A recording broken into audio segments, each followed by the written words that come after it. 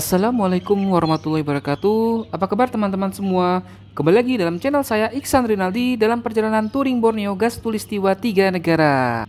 Kali ini kita telah memasuki episode ke-34, di mana episode ke-34 ini saya sudah sampai di kota Cebu, di mana pada episode sebelumnya saya melakukan perjalanan dari kota Miri menuju ke kota Cebu. Nah teman-teman, sebelumnya untuk yang belum subscribe channel saya, silakan subscribe channel saya. Juga yang belum mengklik lonceng notifikasi, silakan mengklik lonceng notifikasi agar mengetahui update perjalanan Borneo 3 negara saya. Dan juga jangan lupa untuk klik like, komen, dan share agar channel saya semakin berkembang ke depan. Jangan lupa ya teman-teman. Alhamdulillah akhirnya saya baru bisa sempat upload lagi nih teman-teman, dimana hampir 1 pekan lebih saya tidak upload kelanjutan perjalanan Borneo 3 negara saya, dikarenakan ada kesibukan. Maklum teman-teman, di akhir tahun dan awal tahun pastinya banyak sekali kesibukan yang sedang menunggu. Nah sekarang teman-teman, di episode ke-34 ini saya akan jalan melalui highway kembali, namun bedanya nanti saya akan keluar highway dan saya akan menaiki kapal feri. Kalau sebutan Indonesia kapal feri ya teman-teman ya, 2 kali penyeberangan dan baru nanti masuk ke kota Kuching. Rute perjalanan hari ini kurang lebih seperti ini teman-teman. Jadi dari highway saya akan keluar melalui jalur Taman Negara Maludam, di mana saya harus menyeberangi 2 kali kapal feri sebelum saya memasuki kota Kuching di Malaysia. Sebenarnya bisa untuk melewati jalur highway terus ya teman-teman, atau jalur utama. Namun saya karena jalur utama itu sudah saya lalui ketika keberangkatan, saya dan beberapa tim on tahun ingin mencoba jalur yang berbeda. Sehingga saya melewati Taman Negara Maludam, di mana daerah tersebut harus dilalui oleh kapal feri teman-teman. Jadi nanti saya ada 2 kali melewati atau harus menaiki kapal feri ya teman-teman, karena memang sebenarnya bukan lautan ya teman-teman, tetapi sungai yang cukup besar. Tetapi sungai tersebut langsung bermuara ke laut lepas. Pagi ini cuaca di kota Cebu agak sedikit mendung teman-teman. Jadi beberapa tempat turun gerimis, seperti tadi saya keluar dari hotel turun sedikit gerimis, dan sekarang masih konsisten gerimisnya turun tetapi tidak hujan lebat, sehingga saya sudah memakai jas hujan dimulai dari keberangkatan. Dan ini juga yang membuat saya harus terus hati-hati, karena kalau teman-teman menyaksikan saya pada episode sebelumnya, saya selalu ditemani oleh hujan yang cukup lebat. Dan sekarang saya sudah memasuki hari ke-14, di mana total perjalanan dimulai dari Indonesia, yaitu di kota Balikpapan. Jadi saya sudah hampir 2 pekan ya teman-teman ya touring Borneo 3 negara ini. Dan alhamdulillahnya saya masih terus sehat, masih terus diberikan semangat, dan juga istri saya maupun tim on tahun.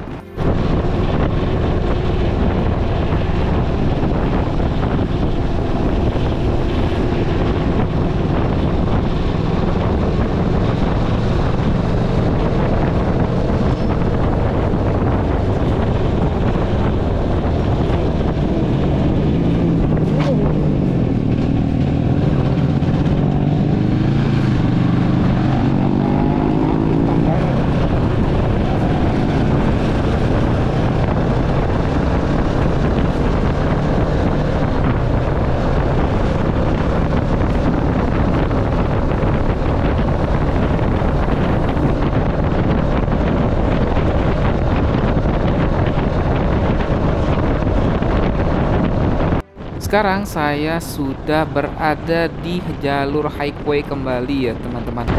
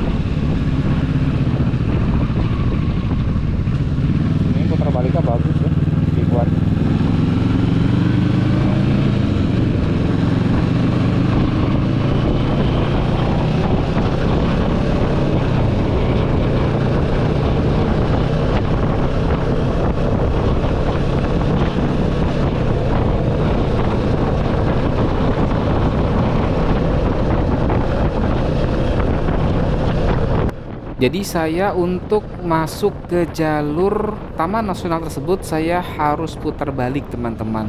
Karena jalurnya keluar dari highway dan jalurnya pun tidak terlalu besar. Saya pun sempat terkecoh atau sempat tidak sadar kalau jalurnya sudah cukup jauh saya lalui. Nah, ini kurang lebih jalur menuju ke Taman Nasional Negara Maludam.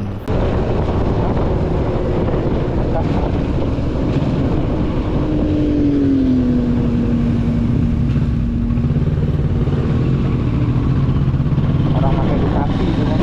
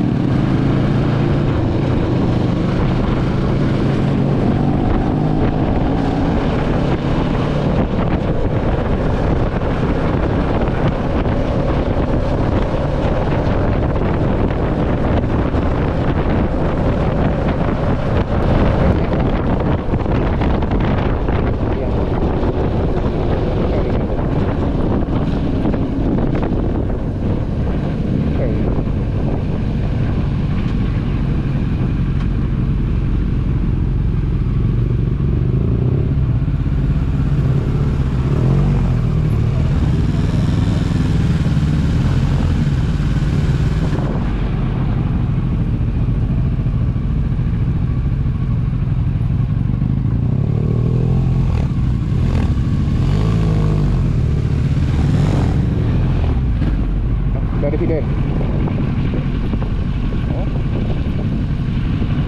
Jangan terlalu banyak nahar.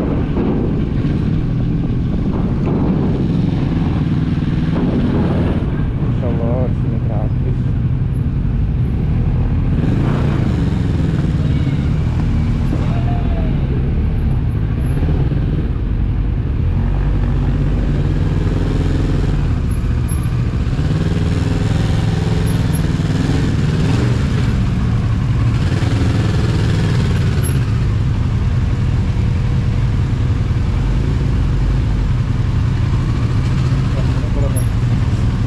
Alhamdulillah di penyeberangan pertama ini kebetulan ada kapal yang siap sedang mengangkut kendaraan ke atas. Karena teman-teman biasanya kalau kita kurang beruntung, kita harus menunggu kapal tersebut dari seberang atau bahkan kapal tersebut baru saja jalan, sehingga saya harus menunggu kapal tersebut jalan ke seberang lalu kembali lagi ke tempat tujuan awal.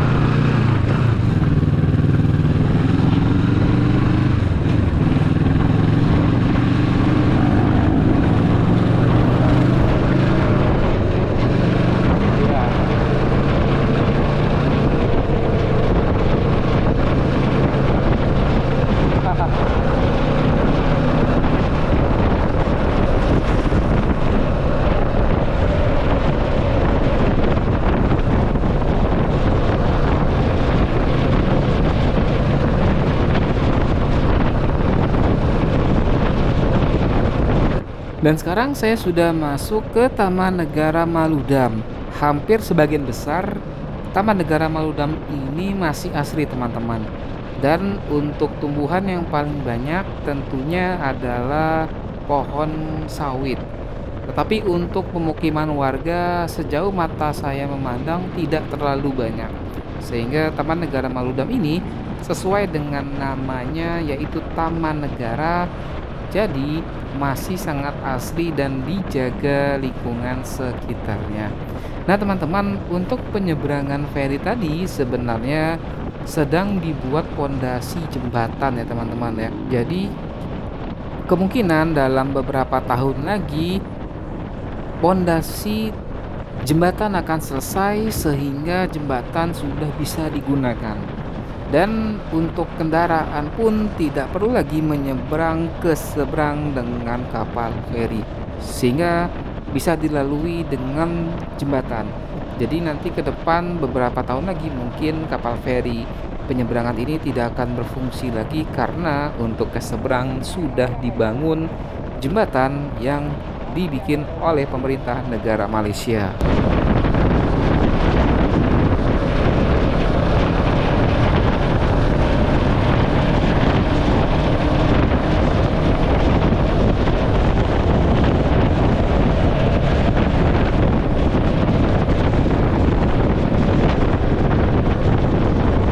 Alhamdulillah akhirnya saya sudah sampai di penyeberangan kedua nih teman-teman untuk menaiki kapal feri. Bedanya di penyeberangan kedua ini saya harus menunggu karena kapal feri baru saja jalan ke seberang, sehingga saya harus menunggu kapal feri tersebut ke seberang dan kembali lagi untuk bersandar di tempat pelabuhan yang saya tunggu ini.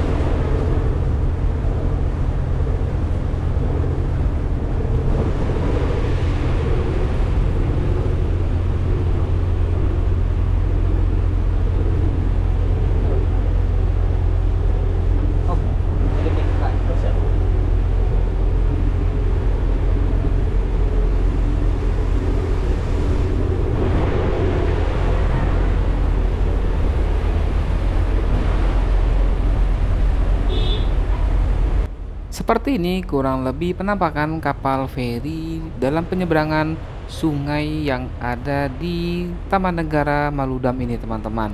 Jadi memang pengendara pun tidak banyak yang keluar dari kendaraannya karena penyeberangan ini pun untuk sampai ke seberang tidak membutuhkan waktu yang lama.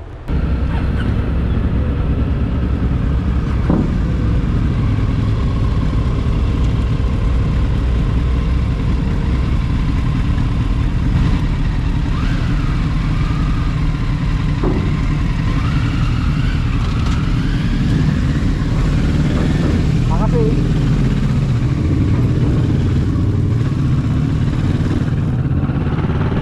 Iya ya, lumpurnya ya. Kadang ya orang nyoba itu tiba-tiba kerendam gitu. Hah? Jalan pesisir. Oh iya, udah mulai dibuat jembatan.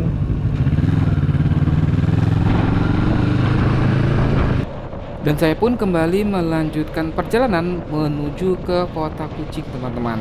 Nah, memang jalur ini sebenarnya bisa untuk melewati highway atau untuk menuju Kota Kucing sebenarnya bisa untuk melalui highway.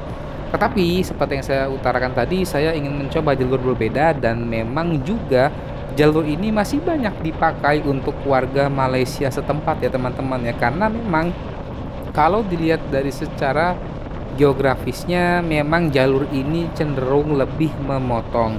Namun kendalanya yang terkadang membuat agak sedikit memakan waktu yang lama adalah ketika tadi kita masuk ke penyeberangan kapal feri masih belum bersandar, teman-teman. Apalagi ketika kapal feri baru saja jalan ke seberang dan kita harus menunggu kapal feri tersebut ke seberang lalu kembali lagi ke tempat di mana kita menunggu. Dan kendala kedua adalah pastinya tergantung muatan ya, teman-teman ya. Pastinya ketika muatan ferinya penuh, otomatis bongkar muatnya juga memakan waktu. Sehingga kurang lebih seperti itu perbedaan kendalanya pada jalur dari Kota Sibu menuju ke Kota Kucing. Nah, jadi teman-teman, apabila ada tujuan ketika touring di Malaysia dan teman-teman dari Kota Kucing menuju ke Kota Sibu atau sebaliknya dari Kota Sibu menuju Kota Kucing, teman-teman dibagi dua pilihan terkait jalur. Pertama, teman-teman melewati jalur highway tapi memang cenderung agak sedikit memutar, atau jalur kedua yaitu lewat jalur Taman Negara Maludam tetapi teman-teman harus melewati atau menaiki kapal feri dua kali. Dan ini sebenarnya cukup efektif, tapi memang seperti yang saya utarakan tadi, ketika teman-teman sampai tapi kapal feri sedang jalan atau sudah jalan terlebih dahulu, atau mungkin bongkar muatnya cukup banyak, teman-teman bisa memakan waktu yang cukup lama. Tetapi seperti apa yang tadi saya utarakan juga, ke depan di Taman Negara Maludam ini untuk menyeberangi sungai ini akan dibuat jembatan yang dibikin oleh pemerintah Malaysia setempat, sehingga teman-teman tidak perlu melewati atau menaiki kapal feri untuk menyeberangi sungai ini.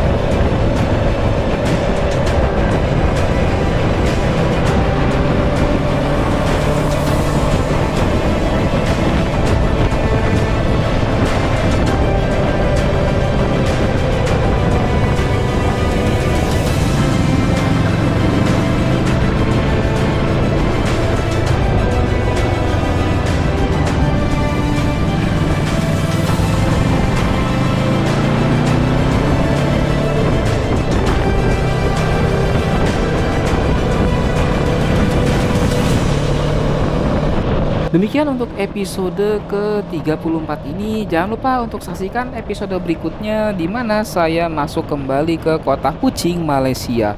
Jadi teman-teman terus saksikan perjalanan saya dalam touring Borneo 3 negara ini. Juga terus jangan lupa supportnya untuk subscribe, like, dan share video saya supaya saya semakin semangat nih untuk memberikan pengalaman saya. Wassalamualaikum warahmatullahi wabarakatuh. See ya.